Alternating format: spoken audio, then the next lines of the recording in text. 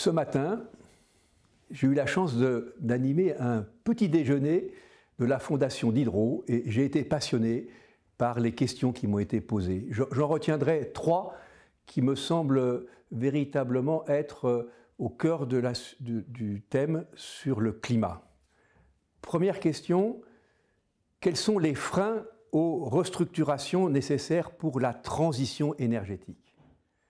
Effectivement, si on veut parvenir à la neutralité climat et stabiliser le stock de gaz à effet de serre qui est dans l'atmosphère, il y a urgence à accélérer ce qu'on appelle la transition énergétique. Et donc, il faut à la fois investir dans des sources d'énergie décarbonées, mais en même temps désinvestir de tous les actifs économiques qui sont liés à la production ou à l'utilisation des énergies fossiles.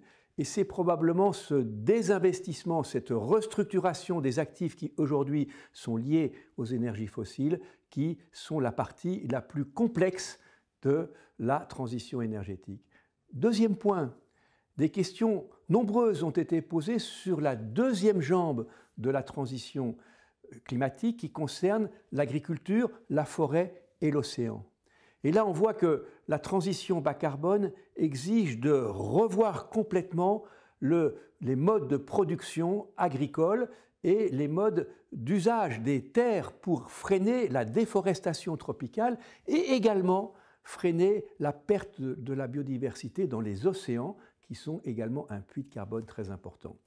Et pour cette deuxième jambe de la transition bas carbone, les instruments à mettre en place ne sont pas les mêmes que pour la transition énergétique. Pour la transition énergétique, les bons instruments consistent à renchérir le coût d'usage des énergies fossiles pour accélérer la réduction de notre dépendance aux énergies fossiles.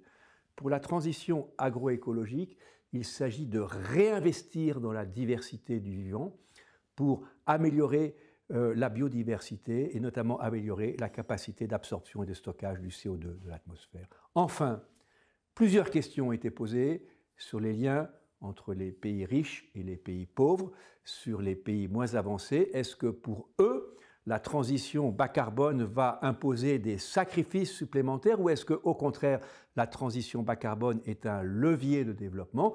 La réponse est que si on conçoit correctement la transition énergétique, ces pays pourront au contraire amorcer des trajectoires de développement qui sautent l'étape des énergies fossiles et donc une transition agroécologique et énergétique correctement impulsée dans les pays en voie de développement, surtout si on apporte les ressources dont ils ont besoin, permettent de concilier la lutte contre le réchauffement climatique et le développement économique des pays et des populations qui en ont le plus besoin.